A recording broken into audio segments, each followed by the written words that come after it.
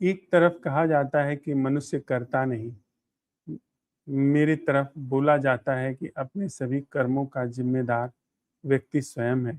तो फिर मैं करता हुआ या अकर्ता?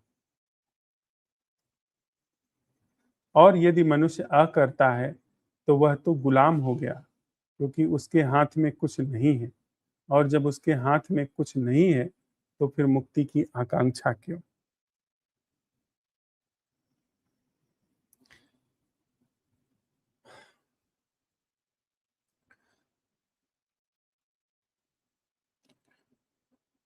मेरे हाथ में छुरा है। उस छुरे से मैं तरकारी भी काट सकता हूँ, मैं किसी का गला भी काट सकता हूँ।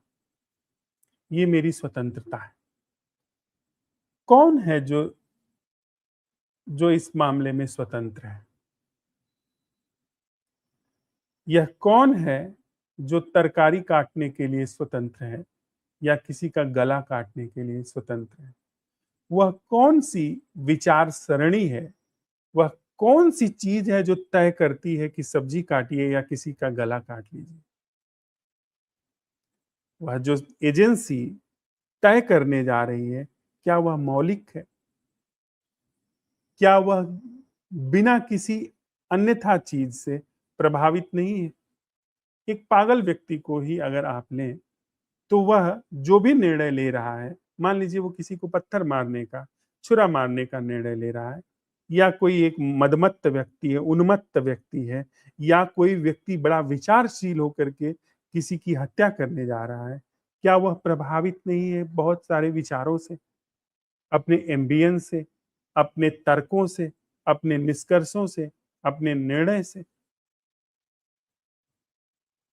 आप अगर इसमें गहराई में जाएंगे तो निश्चित रूप से पाएंगे कोई स्वतंत्र इच्छा नहीं होती है। आप जो भी कुछ सोच रहे हैं, जैसा भी आप कुछ समझ रहे हैं, वह असल में ऐसा समझने के लिए, ऐसा हमको आपको सोचने के लिए निरंतर डिजाइन किया जा रहा है। कहने का आशय है कि यह जो करने वाला है, ये डिजाइन किया गया है, यह डिजाइन किया जा रहा है।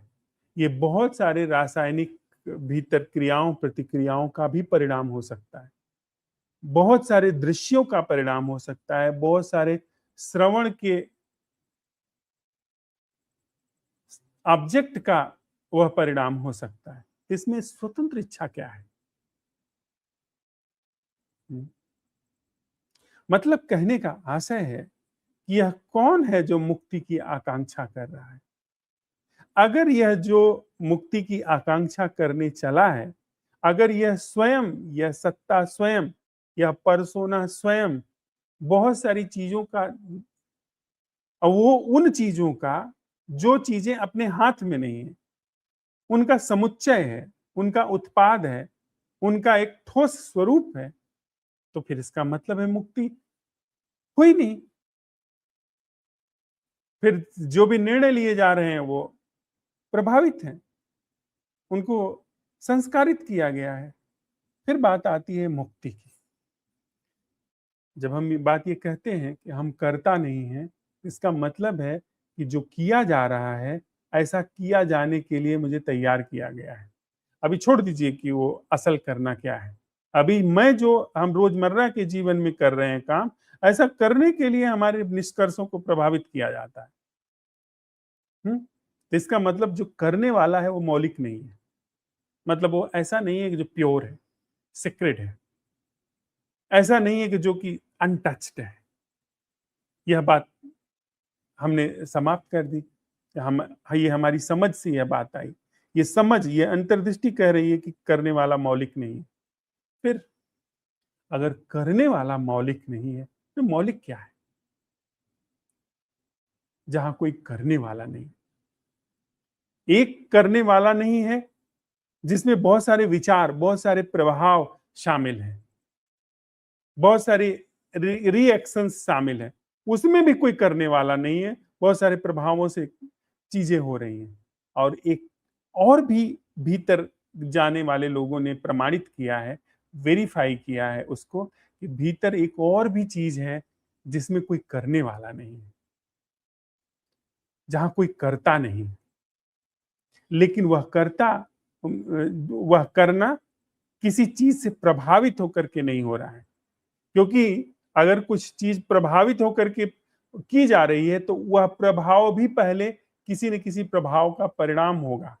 तो जरूर कोई न कोई मौलिक घटना हुई होगी सबसे पहले, जो किसी प्रभाव से नहीं हुई है, और वह मौलिक घटना अभी मौजूद है। वह कालातीत घटना अभी मौजूद है, जो किसी प्रभाव का परिणाम नहीं है। समझ रहे हैं आप? जो किसी से कंटेमिनेटेड नहीं है। अगर वह मौलिक कृत्य या वह मौलिक घटना या वह मौलिक हैपनिंग अगर वहां विद्यमान है, जिसमें कोई करने वाला नहीं है, लेकिन वह दूसरी चीजों से प्रभावित नहीं है, जैसे हम आप दूसरी चीजों से प्रभावित हैं, तो वह मुक्ति है। यानी जहां पर करने वाला है वहां पर मुक्ति नहीं है। जहां पर कोई मुमुक्षु है वहां पर कभी भी मुक्ति नहीं हो सकती। मुमुक्षा की कोई आकांक्षा नहीं हो सकती। कहने में यह बात थोड़ी सी आ जाती है, मोक्ष की आकांक्षा, मुक्ति की आकांक्षा, लेकिन अगर आप मौलिक रूप में उसके जाएंगे, सच में ही आपके अंदर मुक्ति की आकांक्षा है, तो कोई आकांक्षा नहीं होनी चाहिए। आकांक्षा किसको होगी? जो जिसको आकांक्षा हो रही है वही तो सारी बंधनों की जड़ है। साधु।